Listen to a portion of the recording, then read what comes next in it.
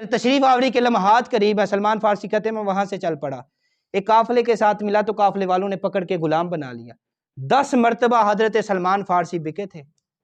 کوئی شب ہجر کی تلخیاں اس سے پوچھے جسے صبح ہو گئی تیری راہ تکتے تکتے۔ سلمان فارسی کہتے ہیں میں مدینے میں آ کے بک گیا، مجھے ایک یہودی نے خرید کے اپنا غلام بنا لیا، میں اس کے باغ کی گوڈی کرتا تھا، کھجوریں اتارتا تھا، اور میں انتظار کرتا تھا نبی آخر الزماں کب تشریف لائیں گے، وہ کب آئیں گے۔ آپ فرماتے ہیں ایک دن میں کھجور پہ چڑھا تھا کہ ہواؤں کے اندر آواز آنے لگی طلع البدر علینا من ثنیۃ الوداع، کہتے ہیں آواز آنے لگی مبارک ہو محمد تشریف لے آئے ہیں صلی اللہ علیہ وسلم۔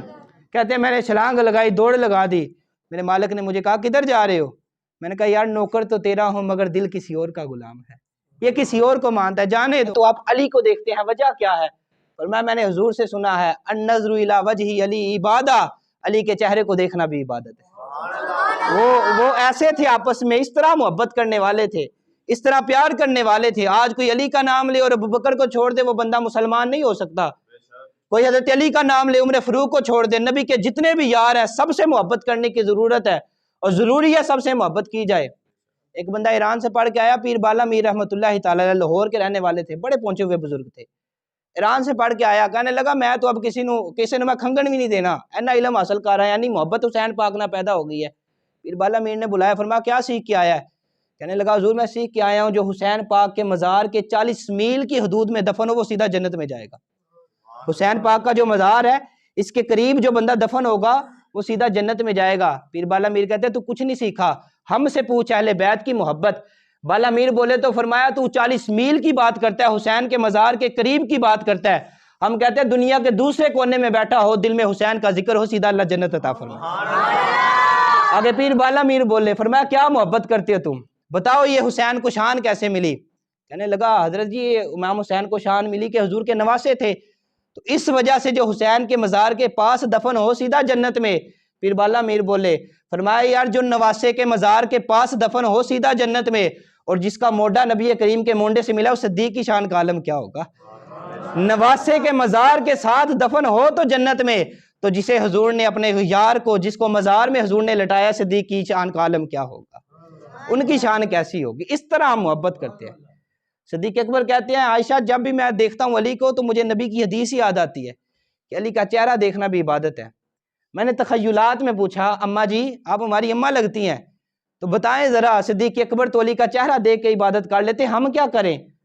ہمارے لیے بھی تو کوئی رستہ ہو نا کہ ہم بھی عبادت کا یہ راستہ دیکھیں، اس عبادت میں جائیں۔ اما عائشہ صدیقہ سے ایک اور حدیث مبارکہ آ گئی۔ اما عائشہ صدیقہ سے حدیث مبارکہ کیا فرماتی ہیں؟ فرماتی ہیں میں نے نبی کریم علیہ السلام کو فرماتے سنا علی کا چہرہ بھی دیکھنا عبادت ہے اور علی کا ذکر کرنا بھی عبادت ہے، علی کا خیال، علی کا تخیل، علی کی بات کرنا بھی عبادت ہے، جو علی کا نام لیتا ہے اللہ تعالیٰ اسے بھی عبادت کا ثواب عطا فرماتا ہے۔ یہ پتہ کنہوں نے روایت کیا؟ عائشہ صدیقہ رضی اللہ تعالیٰ عنہ نے۔ علی کا نام لینے والے حضرت عائشہ کو، ابوبکر اور حضرت عمر حضرت عثمان کو چھوڑ دیتے ہیں، نہ وہ آپس میں محبت ایسے کرتے تھے، ایک دوسرے کے چرچے کیا کرتے تھے۔ وہ تو بلا کے کہتے تھے سنو یار میں نے نبی کو فرماتے ہوئے سنا تھا کہ جس کی جنت کی ٹکٹ پہ علی مہر لگائے گا اللہ جنت عطا فرمائے گا، اور علی آگے سے کہتے ہیں پوری بات بتاؤ نا ذرا، پوری گل دس، پوری گل کی ہے؟ صدیق میں نے بھی حضور سے سنا تھا اسی کی ٹکٹ پہ مہر لگانی ہے جس کے دل میں صدیق کی محبت ہوگی۔ وہ آپس میں اس طرح محبت کرتے تھے۔ حضرت علی المرتضیٰ کی شان کی بات کریں تو کیا شان ہے، کیا عالم ہے۔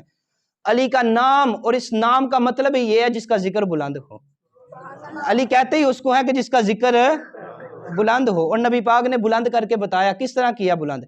فتح مکہ کے دن آقا کریم علیہ السلام نے فرمایا علی میرے کندھوں پہ آ جاؤ، علی تم میرے کندھوں پہ آؤ، یہ بت توڑنے ہیں۔ حضرت علی کہتے ہیں حضور آپ میرے کندھوں پہ ہیں، فرمایا نہیں یہ نبوت کا بار ہے، تم نہیں اٹھا سکو گے، تم میرے کندھوں پہ آ جاؤ۔ حضرت علی المرتضیٰ نبی کریم کے کندھوں پہ آئے، جب کندھوں پہ اٹھایا نا تو میرے محبوب تھوڑا سا اٹھے، حضرت علی بھی اوپر ہوئے، نبی پاک اور اٹھے، حضرت علی اور اوپر ہوئے۔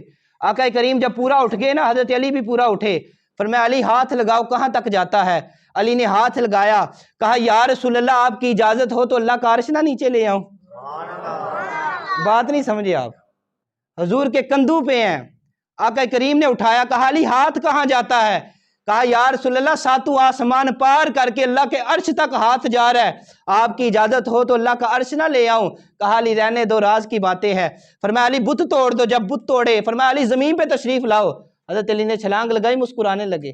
علی کیوں مسکراتے ہو؟ کہا یا رسول اللہ، اللہ کے عرش کو ہاتھ لگتا تھا، اتنی دور سے چھال ماری ہوا کچھ بھی نہیں، اتنی دور سے چھالی ماری ہے، چھلانگ لگائی ہوا کچھ بھی نہیں۔ فرمایا علی تم کو چڑھانے والا محمد تھا، اتارنے والا جبرائیل تھا۔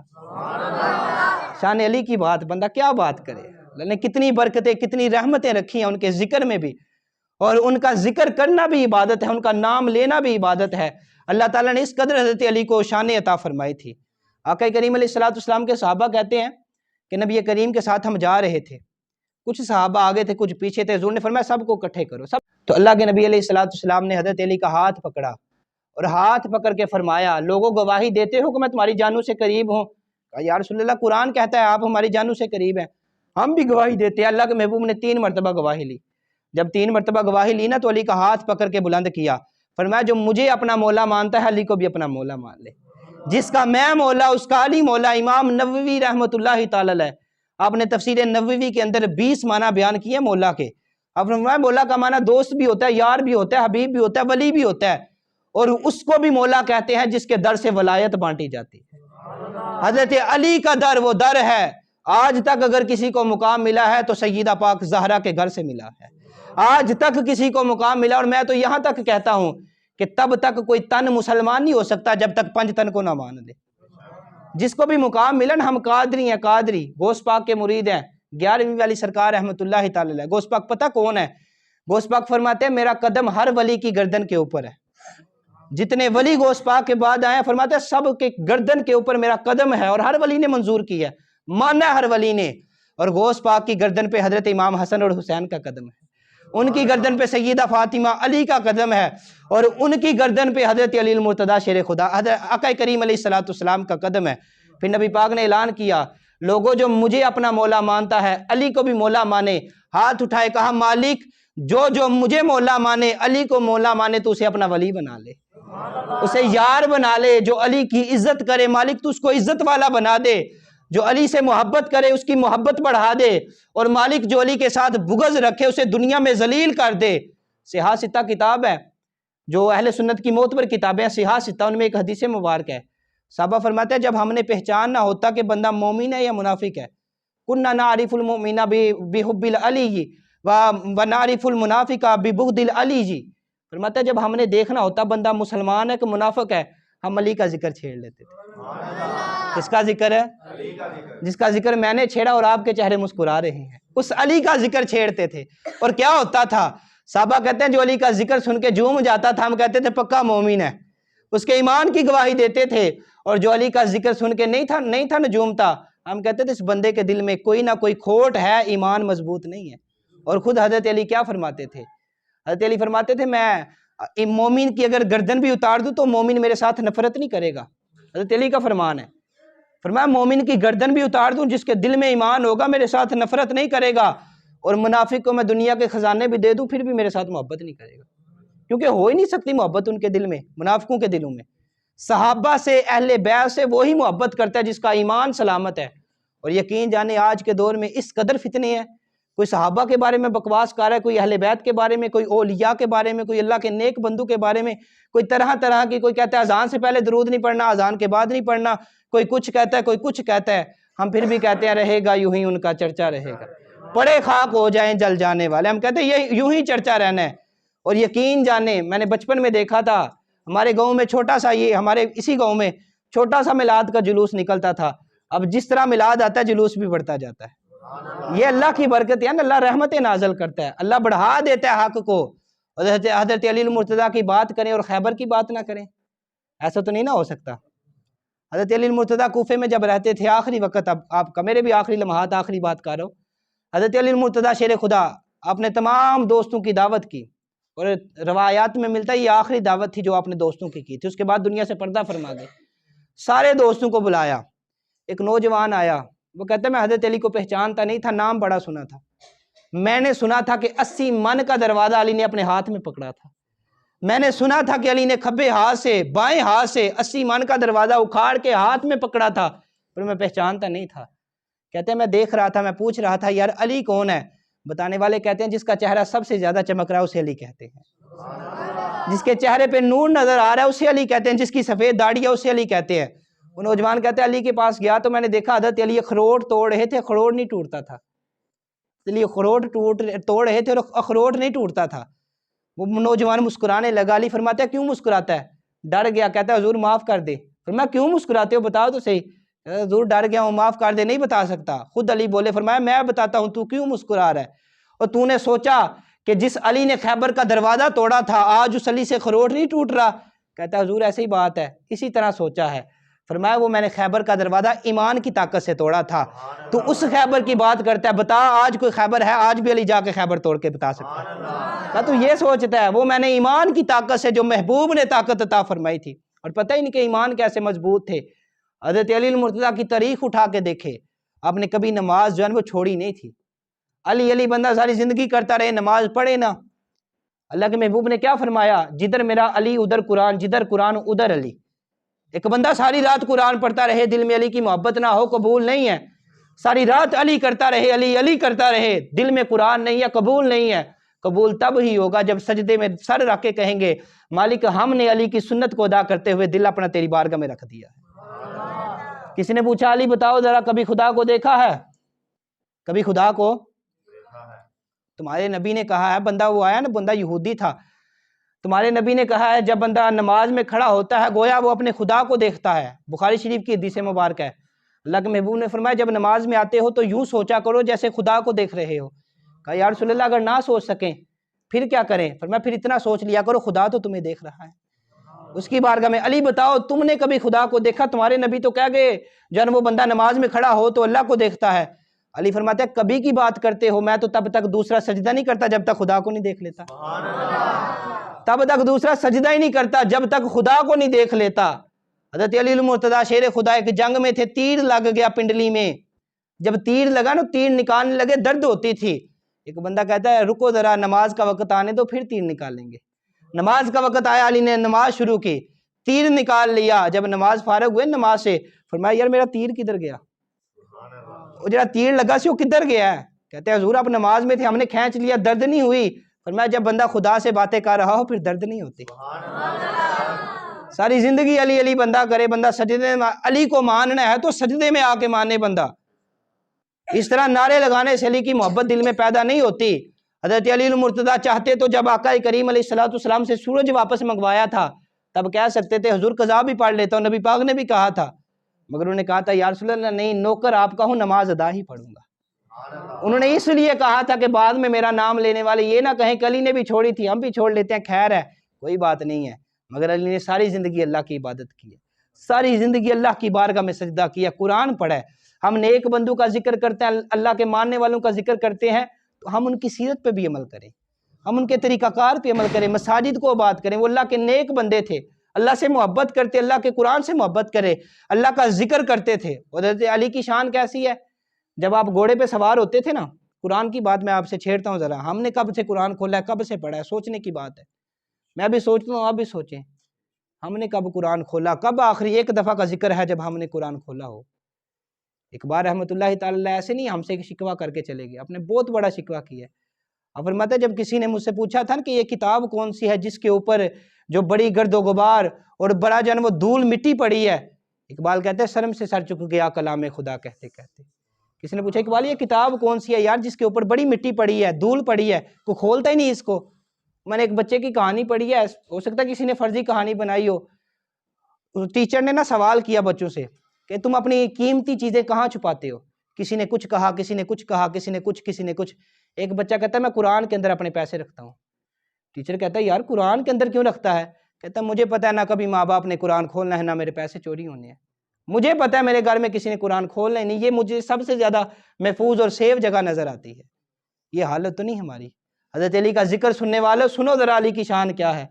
جناب علی کے بارے میں عبدالحق محدث دہلوی فرماتے ہیں جب علی پاک گھوڑے پہ سوار ہوتے ایک طرف قدم رکھتے دوسری طرف جانے سے پہلے قرآن مکمل پڑھ لیا کرتے تھے۔ میں نے ایک جگہ یہ بات بیان کی تو بعد میں بندہ کہنے لگا بات عقل چ نہیں آندی، سمجھ چ نہیں آندی۔ میں نے کہا کرامت اسی کو کہتے ہیں جو بندے کی سمجھ میں نہ آئے، معجزہ اسی کو کہتے ہیں جو سمجھ میں نہ آئے، جو سمجھ میں آ جائے اسے تو کرامت کہتے ہی نہیں۔ یہ اللہ کے نیک بندوں کا تذکرہ اور نیک بندوں کی شان ہوتی ہے کہ اللہ تعالیٰ اتنے بلند رتبے عطا فرماتا ہے۔ حضرت علی کا ذکر کرے، صحابہ کا ذکر کرے، ہم اہل بیت کے ماننے والے ہیں، ہم پنج تن پاک کے بھی ماننے والے ہیں، حق چار یار کے بھی ماننے والے ہیں۔ ہماری مسجدوں میں حق چار یار کے بھی نام لکھے ہوتے ہیں۔ صدیق اکبر سب سے پہلے خلیفے ہیں، اور افضل البشر بعد الانبیاء، نبیوں کے بعد اگر انسانوں میں کوئی افضل ہے تو صدیق کی ذات ہے، ابو بکر کی ذات ہے، صدیق اکبر کی ذات ہے، ان کے بعد حضرت عمر کا مقام ہے، پھر عثمان غنی کا، پھر حضرت علی المرتضیٰ کا، پھر آگے چلتا جاتا ہے۔ یہ ہمارا عقیدہ، اس عقیدے کو سلامت رکھیں، محبت رکھیں۔ صحابہ کرام سے بغض رکھنے والا، صحابہ کرام سے طرح طرح کی باتیں کرنے والا، ان کے پاس بیٹھے بھی نہ، ان کے سائے میں بھی نہ جائیں۔ اور جو اہل بیت سے بغض رکھتا ہو، اہل بیت کے بارے میں باتیں جتنی مرضی نمازیں پڑھتا رہے، کچھ بھی قبول نہیں ہو سکتا جب تک ان دونوں ہستیوں کی دل میں محبت نہ آ جائے۔ اور آج 10 رجب المرجب تھی، حضرت سلمان فارسی کا عرس مبارک تھا، نبی کریم کے بہت پیارے صحابی ہیں، 350 سال عمر تھی ان کی۔ کتنی؟ صحابہ کرام میں سب سے زیادہ جس کی عمر ہے وہ سلمان فارسی کی ذات ہے۔ آپ کا بھی تھوڑا سا ذکر خیر میں کرتا ہوں، ایمان لانے کا صرف واقعہ بیان کرتا ہوں، اس کے بعد اجازت چاہتا ہوں۔ حضرت سلمان فارسی رضی اللہ تعالیٰ عنہ، آپ فارس کے رہنے والے تھے، مجوسی کی اولاد تھے۔ اولاً آپ مجوسی تھے، آگ کی پوجا کرنے والے، حق کی تلاش میں گھر سے چلے گئے، باپ نے گھر سے نکال دیا، کہا ہم تو آگ کی پوجا کرتے ہیں، تو کدھر جا رہا ہے، جا ہمارے گھر سے نکل جا۔ سلمان فارسی چلے گئے، کبھی کسی پادری کے پاس، کبھی کسی راہب کے پاس، کبھی کسی کے پاس۔ جب آخری راہب کے پاس گئے نا، اس راہب کا آخری وقت آیا، تو وہ راہب کہنے لگا اب مجھے دنیا میں کوئی ایسا نظر نہیں آتا جو تمہیں رب تک ملا سکے، ہاں تو مدینے میں چلا جا، یثرب میں چلا جا، نبی آخر الزمان کی تشریف آوری کے وقت قریب ہے، ان کی تشریف آوری کے لمحات قریب ہے۔ سلمان فارسی کہتے ہیں میں وہاں سے چل پڑا، ایک قافلے کے ساتھ ملا تو قافلے والوں نے پکڑ کے غلام بنا لیا۔ 10 مرتبہ حضرت سلمان فارسی بکے تھے۔ کوئی شب ہجر کی تلخیاں اس سے پوچھے جسے صبح ہو گئی تیری راہ تکتے تکتے، کبھی عرش پر کبھی فرش پر، کبھی ان کے در کبھی در بدر، غم عاشقی تیرا شکریہ کہاں کہاں سے گزر گیا۔ سلمان فارسی کہتے ہیں میں مدینے میں آ کے بک گیا، مجھے ایک یہودی نے خرید کے اپنا غلام بنا لیا، میں اس کے باغ کی گوڈی کرتا تھا، کھجوریں اتارتا تھا، اور میں انتظار کرتا تھا نبی آخر الزمان کب تشریف لائیں گے، وہ کب آئیں گے۔ آپ فرماتے ہیں ایک دن میں کھجور پہ چڑھا تھا کہ ہواؤں کے اندر آواز آنے لگی طلع البدر علینا من ثنیۃ الوداع، کہتے ہیں آواز آنے لگی مبارک ہو محمد تشریف لے آئے ہیں صلی اللہ علیہ وسلم۔ کہتے ہیں میں نے چھلانگ لگائی، دوڑ لگا دی، میرے مالک نے مجھے کہا کدھر جا رہے ہو؟ میں نے کہا یار نوکر تو تیرا ہوں مگر دل کسی اور کا غلام ہے، یہ کسی اور کو مانتا ہے، جانے دو۔ راہب نے 3 نشانیاں بتائی تھیں، کہا وہ نبی صدقہ قبول نہیں کریں گے، وہ نبی تحفہ چھوڑیں گے نہیں، اور وہ نبی ان کی وہ بیک سائڈ پہ ان کے کندھوں پہ ختم نبوت کی مہر ہوگی۔ حضرت سلمان فارسی کہتے ہیں میں نے کھجوریں لی، دل میں نیت کی یہ صدقہ ہے، حضور کی بارگاہ میں حاضر ہوا نبی پاک کو، میں نے کہا یہ کھجوریں لے لیں، فرمایا ہم نبی صدقہ قبول نہیں کرتے۔ سلمان فارسی کہتے ہیں میں نے کسی کو بتایا نہیں تھا کہ صدقہ ہے، مگر حضور نے کہا ہم قبول نہیں کرتے۔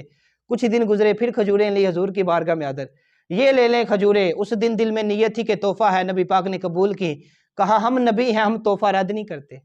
سلمان فارسی کہتے ہیں 2 نشانیاں پوری ہو گئی تھی، میں نے کہا ایمان لیا، پھر کہا نہ نہ نہ، ساری زندگی بڑے تکے کھادے نے، ٹھیڈے کھائے نے، بڑے راہ دیکھے نے، اب میں نے ایمان نہیں لانا، میں 3ری نشانی پوری ہوگی، میں وہ مہر دیکھوں گا پھر ایمان لاؤں گا۔ اب فرماتے ایک دن اپنے باغ کے اندر گوڈی رکھ کر رہا تھا کہ محمد عربی تشریف لے آئے، آقا نے چادر لی تھی اپنے اوپر، اور میں دل میں خیال کر رہا تھا کہ کوئی ہوا کا جھونکا آئے اور چادر اڑے، میں حضور کی ختم نبوت کی مہر دیکھ لوں۔ کہتے کبھی ادھر سے دیکھوں کبھی ادھر سے دیکھوں، محبوب نے میرے دل میں جھانک کے چادر اتار کے میری طرف پھینکی، کہا سلمان اسی مہر کو ڈھونڈنا چاہتے تھے، لو تمہارے سامنے ہے۔ سلمان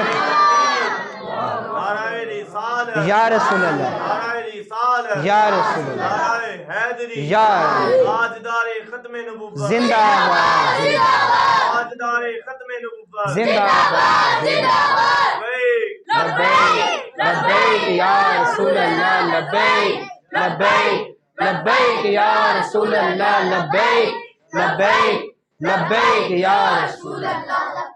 آقا کریم علیہ السلام کے پیارے صحابی اس طرح پھر ایمان لائے، اللہ نے بڑی برکتیں عطا فرمائی، ساری زندگی زہد و تقوی میں گزاری۔ حضور کے کسی بھی یار کی بات کر لیں، سارے یار حضور دے بڑے سونے نے، اور یار غار دیاں کیا باتاں نے۔ اللہ تعالی ہم سب کو صحابہ سے بھی، اہل بیت سے بھی پکی سچی محبت کی توفیق عطا فرمائے۔ ان کی محبت کا تقاضا یہ ہے کہ ہم مسجدوں کو آباد کریں، نماز پڑھیں۔ نبی پاک نے فرمایا نماز مومن کی معراج ہے، اور جب بندہ سر سجدے میں رکھتا ہے نا، اللہ تعالیٰ بندے کی زندگی کو بلند فرما دیتا ہے۔ اللہ مقدر کو، بندے کے مقدر کو، اقبال نے ایسے نہیں کہا تھا کہ یہ ایک سجدہ جو تجھے گراں گزرتا ہے، 1000 سجدوں سے نجات دلاتا ہے آدمی کو۔ اس در پہ بندہ جھک جائے، اللہ تعالیٰ کسی در پہ جھکنے والا نہیں رکھ دیتا بندے کو۔ حضرت علی رضی اللہ تعالیٰ عنہ 13 رجب المرجب کو آپ کا ولادت کا دن ہے، علی کا ذکر کریں، اہل بیت کا ذکر کریں، صحابہ کا ذکر کریں۔